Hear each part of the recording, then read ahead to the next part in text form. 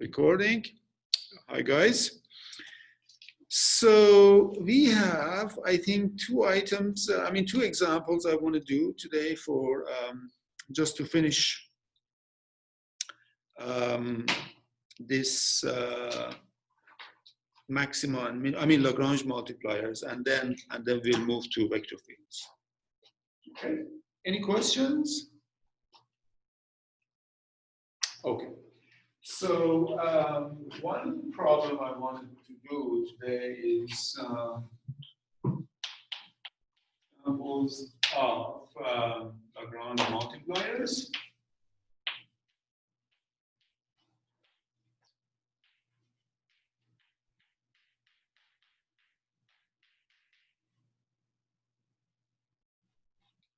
So the example I want to give is this, finds the absolute maximum, yeah.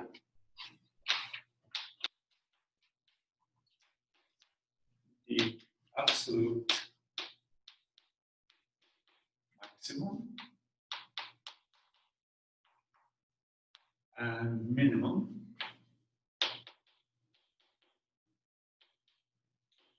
of the function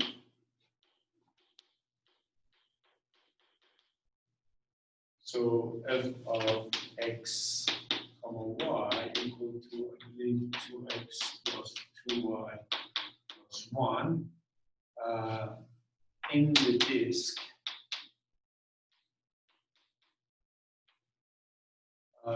x2 plus y2 less than equal to 2, let's say. Less than equal to 2, yeah. Okay.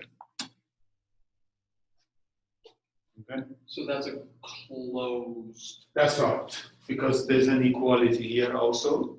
I mean, it's an equality included, and then there's a strict inequality, so that's really okay. So what this means, first of all, let's understand the problem a little more. So here is the disk, and it's a closed disk indeed, yeah. So this is, what's the radius of the disk? √2, right? This is √2. So we are inside and on the boundary possibly.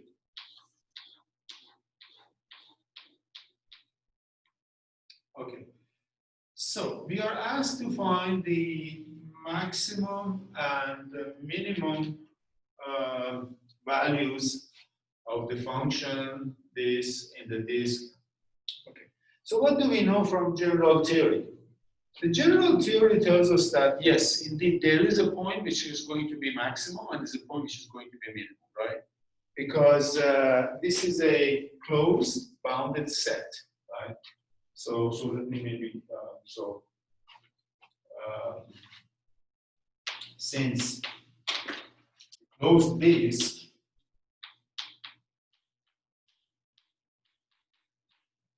is a closed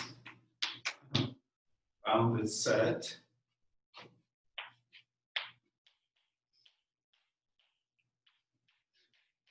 so easy to verify, and since our function is continuous,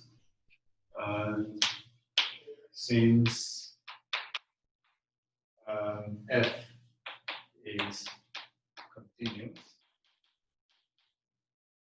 so we know that there is at least one point where the function is maximum and one point where the function takes its minimum value. We know there exists a point or points, it could be several, or points where the function is maximum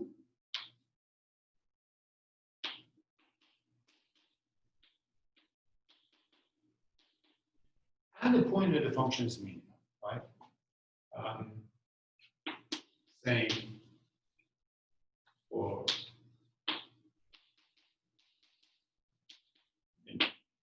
now, but the catch is here. We don't know if the function, if that point is inside or is on the boundary. We don't know that. If that point is inside, for example, the point that you're reaching the maximum is inside, right? Then we can use this critical point test, putting partial derivatives equal to 0, and then we will get the answer. But if it is on the boundary by any chance, we cannot use partial derivatives equal to 0.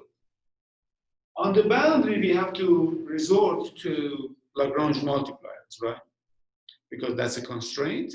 So we solve the problem here on the boundary, try to find the maximum minimum, and then we'll compare what happens. So that's a kind of delicate situation. Okay, so let us study this then. So looking for a point inside. Looking first for a point inside.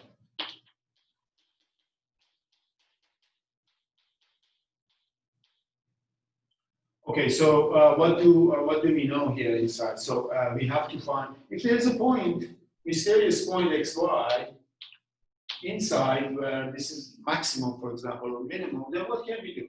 We have to take partial derivative. Then we take x equal to, so what is the partial derivative with respect to x of this guy? It's 2. 2. It's going to be equal to 0, and fy with respect to y is also 2. We have to put it equal to 0. And obviously this equation has no solutions. No solution. Okay. So the point that we are looking for is not inside, this tells us. So max min points are not inside.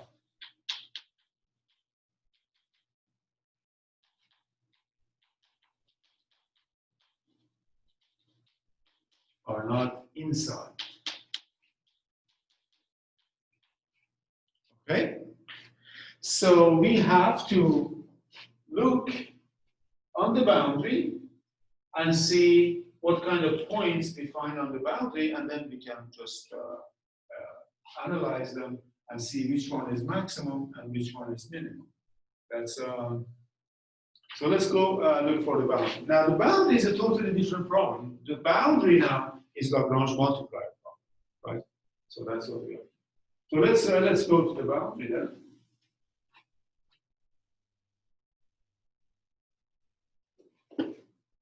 On the boundary,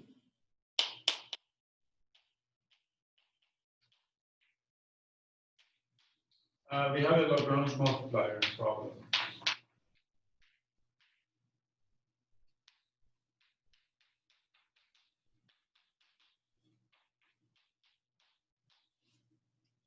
Right? So we have this constraint x2 plus y2, so g of xy equal to x2 plus y2 minus 2 equal to 0. This is our constraint.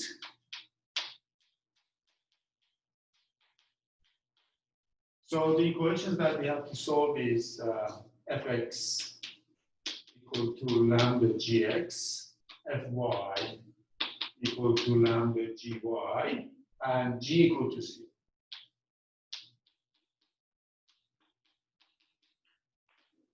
We have this guys, right? Okay, so let's see what equations we get. Here, from the first one, of course, fx is 2 is equal to lambda times gx. Well, gx is 2x, right? 2 equal to lambda times 2x. Good. And here we get 2y, or 2 rather, equal to lambda times 2y. And the third equation doesn't change. So, but I mean, these first two tells us something we can simplify, where we get, okay, we have to discuss now. Either lambda is equal to 0 or lambda cannot be 0. There are two cases, right? But can lambda be equal to 0? Lambda times x. Lambda cannot be 0, because if lambda is 0, this equation has no solution. So we can assume lambda is different from 0. Or so we can divide, so we get x is equal to 1 over lambda. So x is 1 over lambda. Same equation, same analysis shows us y is equal to 1 over lambda as well. Y is equal to 1 over lambda. So we have that and that. So we sub in to the sub in these values into a third equation. Sub in x2 plus y2 minus 2 equal to 0. What do we get? We are going to get 1 over lambda squared plus, so let me write it here.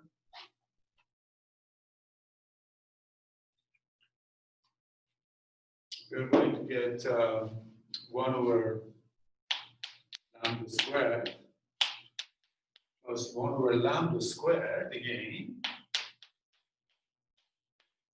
minus 2 equal to 0. So this is 2, 1 over lambda squared equal to 2. So you cancel, you get 1 over lambda squared equal to 1, and here you get 1 over lambda plus minus 1. So you get two solutions, lambda equal to plus minus 1. So we found the solution, lambda equal to plus minus 1. So let's go for lambda equal to 1, for example. 1. Then what do we have? If lambda is equal to 1, then x is equal to 1, y is equal to 1. If lambda is equal to minus 1, we have to analyze both cases. If it's minus 1, we get x equal to minus 1, y is equal to minus 1. Okay, so just to have some geometric picture in mind, again, it's not absolutely necessary to draw this now, but just to have that in mind. So this, we found a point here, which is indeed on the circle of radius root 2, and a point here. So let's call this point A and this point B. Okay, so we found these two extremum points, A and B, but now the question is, which one is the maximum, which one is the minimum? Right? We have to decide. Which one is max, which one is minimum? So what can you say? The answer is?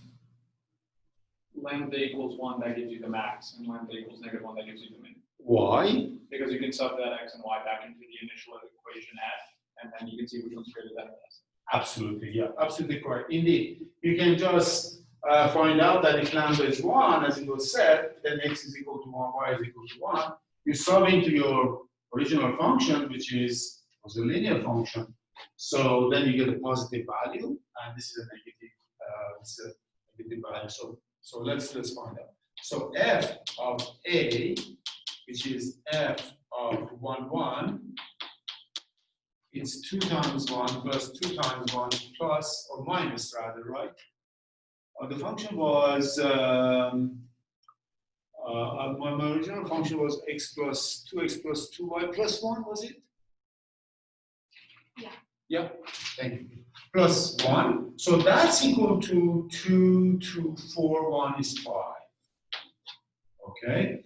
And f of b is equal to f of -1. Then that's equal to 2 times -1 plus 2 times -1 plus 1. So that's -4 plus 1 is -3. Okay, so then this is the max point. This function is maximized here. The max point. And this is a minimum point.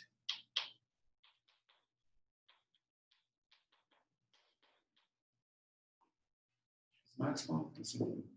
Now, I just ask one question. How do we know that this point, because after all, now we have to worry a little bit. Why? Because the Lagrange multiplier just solves the problem with respect to the constraint. So what really Lagrange tells us is that if you're confined to just this circle, because we wrote down this equation, we want to be on the circle. Then on this circle, the value of the function at this point is maximum and at this point is minimum. This analysis doesn't tell us anything about the interior points. So it's a complementary situation, right? It's a complementary situation. But we don't know anything about this one. So how do we know that there is no point in the interior that will be bigger than this, for example? Yeah. When we did the test at the beginning to see that there was no extreme limit. Yeah, we already analyzed that thing in the interior. I'm now wondering if that's enough, actually. We said that there cannot be any point in the interior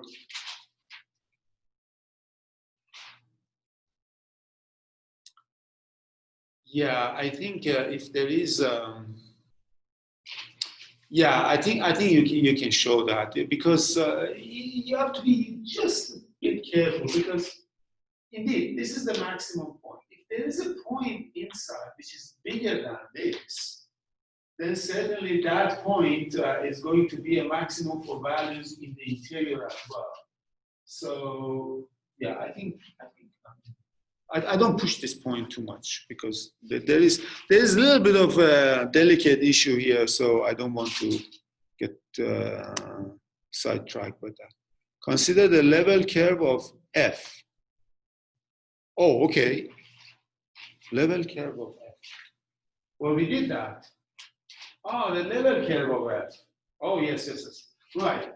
That's a good way to think about it. Yeah, the level curves, like it just increases. Yeah, this is a good answer. If you look at level curves, you get these lines. Oh, that's a smart answer. I like that. So we have this function f of x y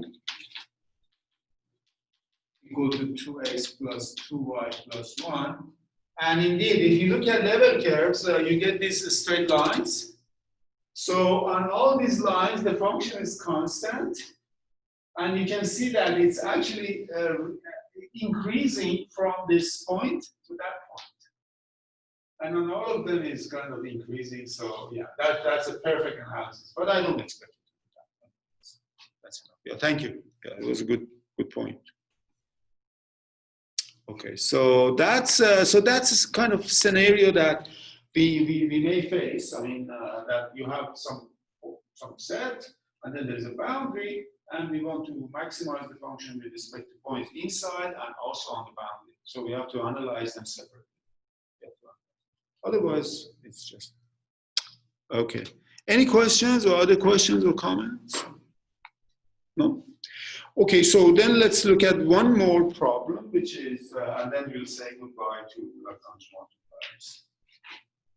Okay, so let's look at this case. I think the question is, so here's another example. Find a point on the surface z equals to x2 plus y2, which is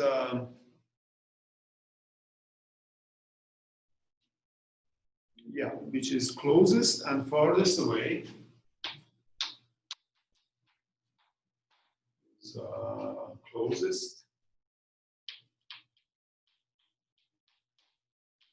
and farthest from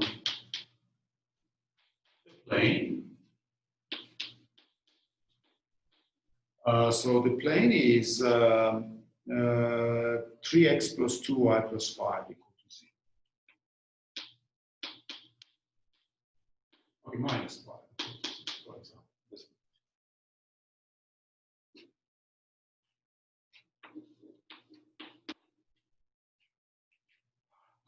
So this is a kind of interesting problem, right? Because here is our surface, z equal to x2 plus y2. What's the name of the surface, by the way?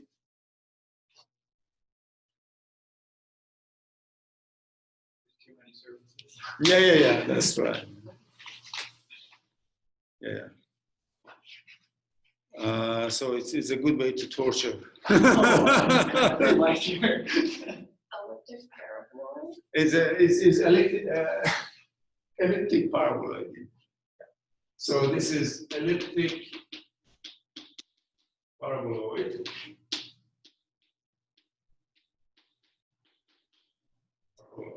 Yeah, I mean it's an easy surface. So it's like this. Here is the origin, O, and that's the surface. Of course, the other thing is just the plane, 3x plus 2y. I'm sorry, I meant to say plus 3z minus 5 equal to 0. So I meant to say, right. 3x plus 2y plus 3z minus 5 equal to 0. So that's a surface, is a plane. So that's the plane. So that's the paraboloid, elliptic paraboloid, that's the plane. And what we are asking is to find, among all points which are located on the surface, a point that has closest distance to this plane and a point that is as far away as possible to this surface.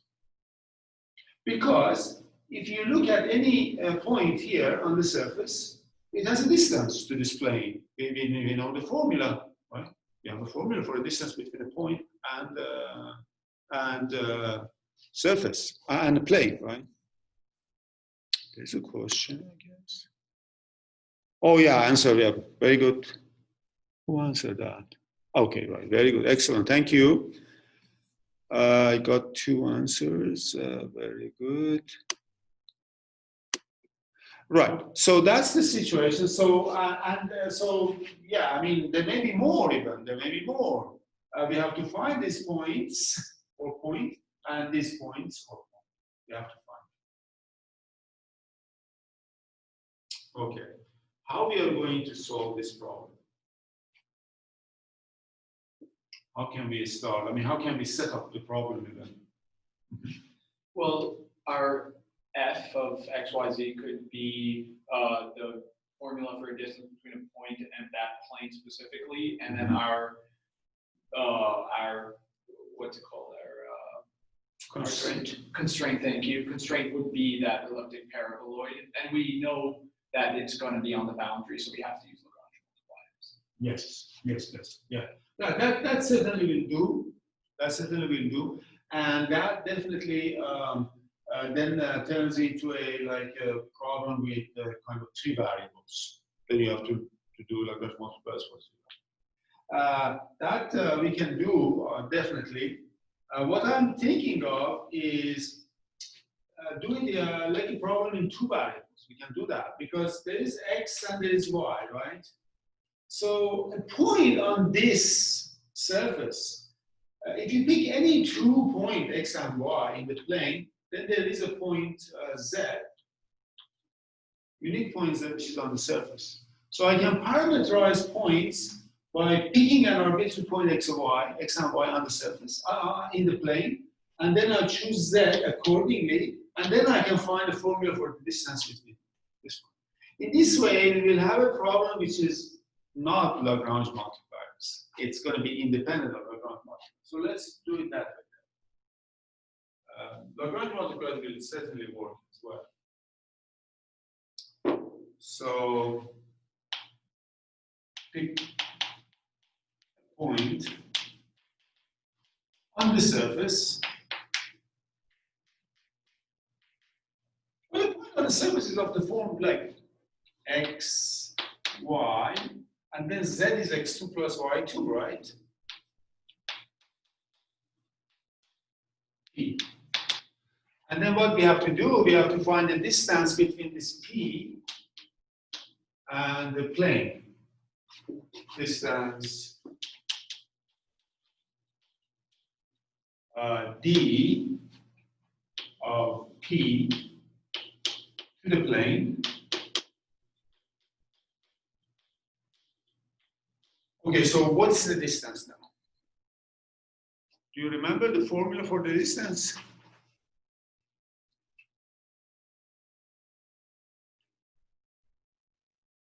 Yeah?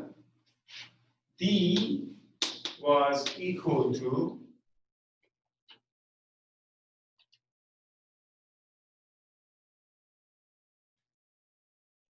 remember, it was, I mean, the distance was equal to absolute value of ax plus by plus cz. Oh, there was, oh, hell, minus d. Over square root of, no. This is d, cap d. This d over square root of a2 plus b2 plus c2. But the equation of the plane was this, ax plus by plus cz minus d equal to 0. Was this? Yeah, I think this was the equation of the plane. This was the equation of the plane, ax plus by plus cz minus d equal to 0. And then the distance between this point P, which was x, y, z, to the plane is like this. I mean, there is a kind of maybe a point of confusion. You may wonder if you put d or minus d, but you know how to remember that, right? Because if you have the equation of the plane, you have to imagine that if you are on the plane, your distance to the plane should be 0. So if ax by cz minus d equal to 0, it means that you are on the plane, so your distance is 0. So it means that this is correct. But if I did put plus d, and then if you're on the plane, then this distance is not 0. And that's not the correct formulation. So that's, you can definitely remember how to put this anyhow. So in this case, you have got 3x plus 2y plus 3z. Actually, minus 5 is equal to 0. All right, so we can just then we know what A, B, C, D are. So then cap D is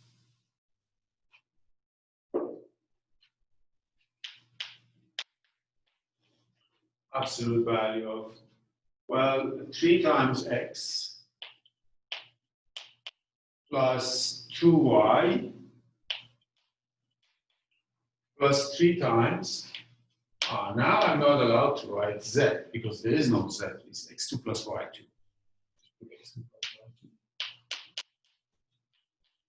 And then minus 5,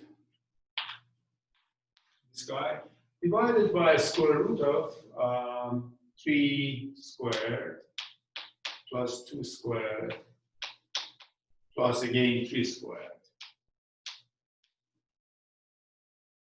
So now the problem is we want to maximize, minimize this function with respect to x and y's that are on the plane. So maximize and minimize d now. This is the distance. So let's forget about this square absolute value sign for now. We can forget about this absolute value sign and then try to maximize, minimize the thing without absolute value. Let's try that. Okay, so consider 3x plus 2y plus 3 x2 plus y2 minus 5 equal to f of x and y. Let's maximize, minimize this.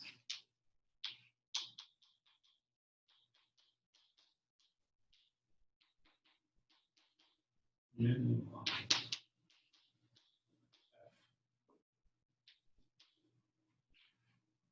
Well, I mean, this is a completely free problem. There is no point of, I mean, there's no point of constraint here. X and Y can be anywhere, right? X and Y can be anywhere. So let's do that. So let's take fx, for example, what is f(x) is equal to 3 plus, partial derivative with respect to x is 3 plus 6x, get you 0. And what is fy? That's equal to 3 fy, sorry, what is fy? Fy is 2 plus 6y, right? Equal to 0. So what do we get here? We get x is equal to -½ and here we get y is equal to -1/3. X is -½ y is equal to -1/3. All right. Okay. So we found just one solution. We were asked to find a point that's closest to this and it's farthest away from the plane. But we found one solution. That may cause a little bit of worry in you. No, you're not worried. Why? Well, since the plane and the elliptic paraboloid kind of extend infinitely in either direction, there won't be a maximum distance. Exactly. There can't be a maximum distance because they go all the way up to infinity, and you can feel from the shape of the things, the two things is that they diverge in that infinity. So there can't be a maximum point for this problem. And this calculation confirms that geometric picture. So they go hand in hand. That's nice. But let's see what kind of point we found. I mean, this point, still, it's good to analyze. Is it minimum? Is it not, or what? Let's analyze this. So to analyze this type of questions, we have to go to second derivative test. So let's do second derivative test. And by the way, what is this minimum distance? By the way, and f at this point -½ and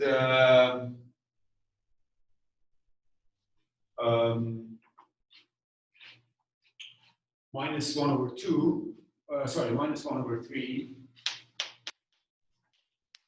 is what? Let's do it. We've got 3 times -1/2, right, over there, plus 2 times -1/3. I think we are not making a mistake. I hope not. That's correct. Plus 3 times quarter, 1/4, plus 1/9, and then -5. What do we get? -3/2, -2/3, and then plus 3 times 9 times 4 is 36, I believe. And then 9 plus 4, and then we have got -5. Oh my God, what kind of things we have here? So this is like 36 divided by 2 is 18 minus 54, 12 minus 24, right? This is 12, yeah, okay. And then this is plus 13 times 3. 13 times 3 is 39. Let it be. And then minus 5. Is this 0 by any chance? Is this 0 by any chance? I don't think so. So that's equal to 36. And then we have got 78. Minus 78 plus 39. Plus 38 would be 40, so it's 39. Minus 39 minus 5. Anyhow, this number is not 0. But we got a negative number. Although we were looking for a distance. Well, the reason is that we got rid of the absolute value sign. So if you put back absolute value, then you get a positive number. So that does not concern me much. So So anyhow, so let me put it like this. Instead of going into the second derivative test, which is not needed, but maybe just as a point of exercise. So the minimum distance is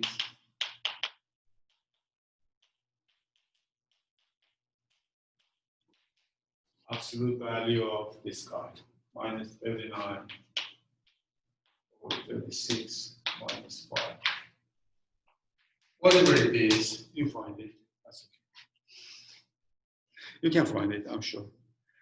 So we have that. That's good. Should we do a second derivative test analysis, or is not needed? No, it's not. Okay, good. So we have done it. And so there is no point of maximum, and there's a point of minimum. But what I was a bit worried about is that it looks like, okay, so this thing and that plane, it looks like they don't intersect. But to me, they should intersect. So if they intersect, the minimum distance would be 0. To me, they should intersect. By looking at the geometry of the problem, what is this equation that we have? This is like, and it goes on. And this thing, the surface that we have is like this. It's bound to intersect this. So I think we have made a mistake somewhere. Does it have to intersect? It What? wouldn't Because have, what if it's just under? like it's, if this was the, What's that? if this is the plane of the paraboloid extended up Yeah. like this. No, but I agree. But you see, the way I drew it is like, see, what is the equation of the plane? 3x plus 2y plus 3z minus 5 equals 3x plus 2y plus 3z minus 5 equals 0. You see, if you draw this, you see that this is a. I mean, it certainly passes through the first quadrant. I mean, first octant of the space. It's going to be of this shape, and then continue. And this will intersect. Because this is coming from below, it's going up, it's going to meet the plane somewhere. So there is some mistake in this problem. Not in problem, in our solution. I have 2 comments. Oh, that's wonderful. Well, that's something good for you to think about. There cannot be a max since it's unbounded. Yeah, that's right. So Alex said there cannot be, yeah, that's correct. How would you know if that's the main minimum distance or max by looking at the result? Well, we decided that there is no maximum. Right. So there should be only minimum. But in fact, the minimum that we found, it looks like it's not actually the minimum. We have to find 0 also, which is not coming. If it intersects, does the equation for distance just break? Because then it would be inside of the paraboloid. Now, the equation of the distance, it doesn't matter, because the equation of the distance is for a point, just any point, to this plane. And that equation always holds. The problem is we discarded of this absolute value sign, and we are not allowed to do that. We are not allowed to do that. We are punished for that transgression, actually. We should not do that. So what we found is a phony answer. This is not the correct answer.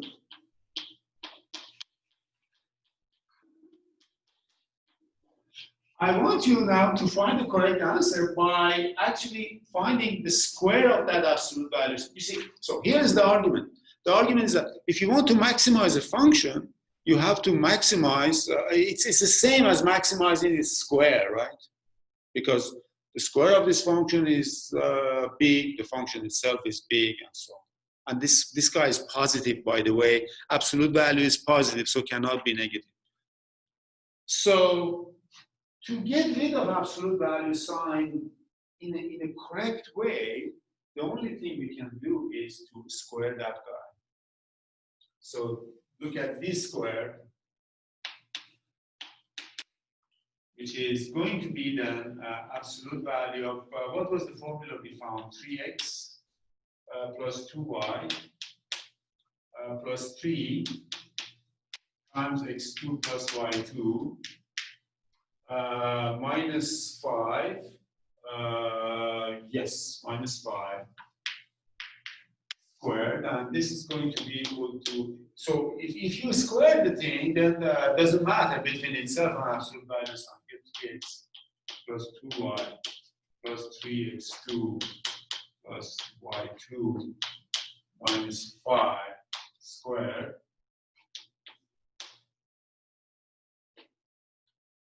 Look, I mean, the point where this guy is going to be minimum, if you put it equal to 0, you're going to get a minimum. So put this equal to 0. Has a solution.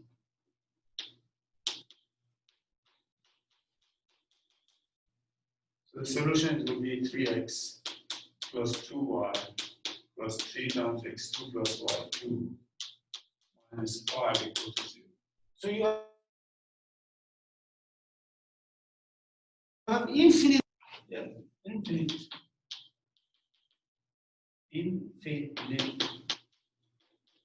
number of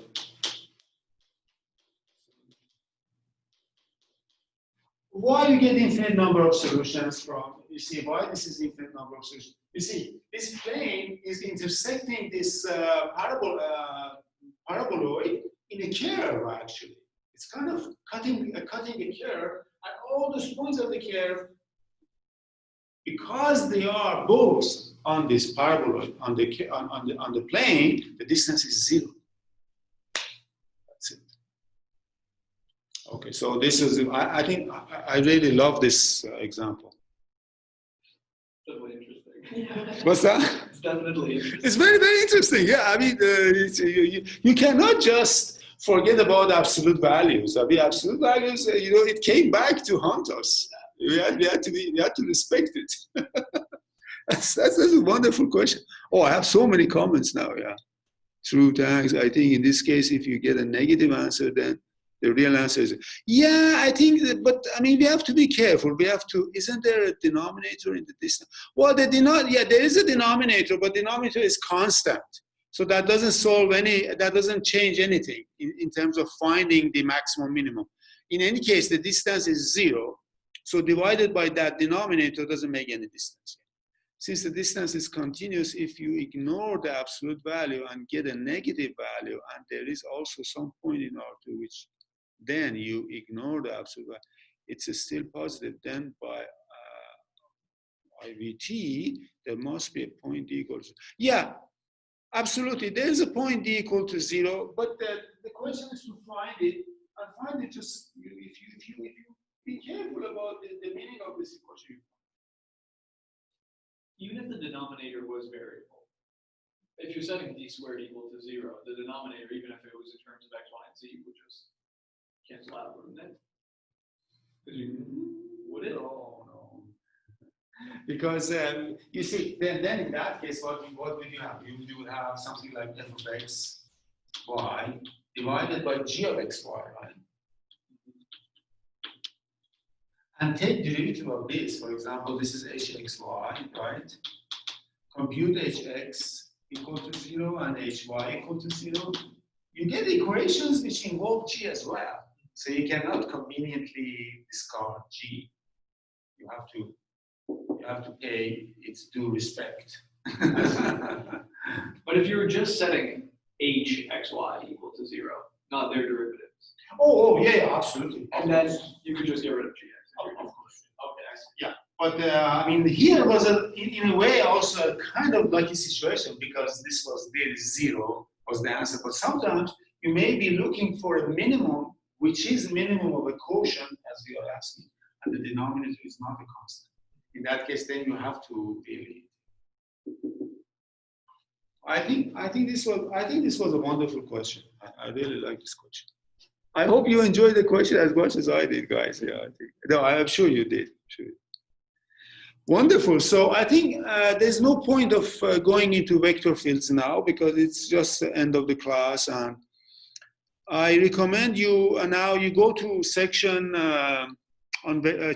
chapter on vector fields, which is I believe is chapter 6 in your book.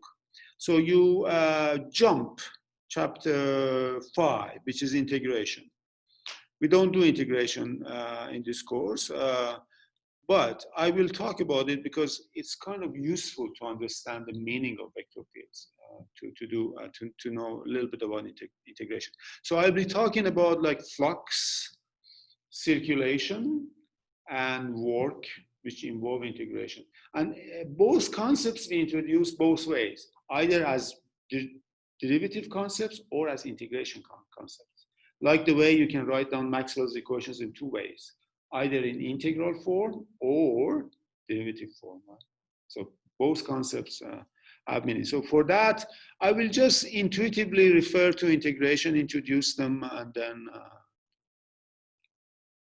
Oh, there's a question. Can you explain again why the minimum distance equal to 0? Yeah, the minimum distance is 0 because in reality, this paraboloid and the plane actually intersect each other. If these two things intersect each other, then the distance is going to be 0. Intermediate value theorem of calculus VT. I don't know what is this VT.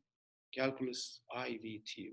Yeah, I mean, something like that might be relevant here. But okay, guys, I see you on Monday, and then we will elevate to vector fields, which will be the summit of this course. Sure, can I ask a quick question before we leave? Oh, absolutely.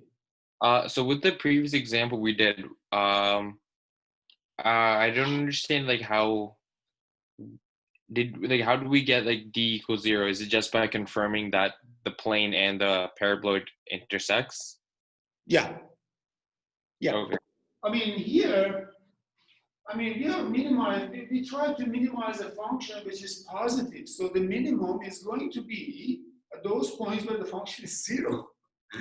So in a way, this analysis at this stage doesn't need even calculus, because a function which is non-negative, its minima is going to be the places where the function is 0, if there are points that are 0. And in fact, we find out that there are many points which are 0, exactly the locus of. So I recommend, if you have access to this kind of plotting things, or you go to some websites, or maybe they have some things we can just draw these graphs, graph these things, graph those that paraboloid, the surface, and this, and then you'll see what's going on. You don't even have to have Mathematica or Maple. You can just go online. You graph it for free, and someone hopefully makes some money then as a result of that. Maybe a cent. Does Maple even graph in 3D? I would think so. Oh yeah. Maple can do marvels, magic. Oh yeah, they do a lot of things. Well, my weakness is not being so good with this computer thing. Actually, terrible. I've been trying to learn how to use computer effectively forever, but I always find something more interesting. So I kind of, like addicted to something. You don't want to keep the habit. So I always find all kinds of excuses not to do that, but I should get to it and learn it. Because my students always get ahead of me as a result of that. Okay, guys, have a wonderful day. So I just add this, sorry, because getting too serious here.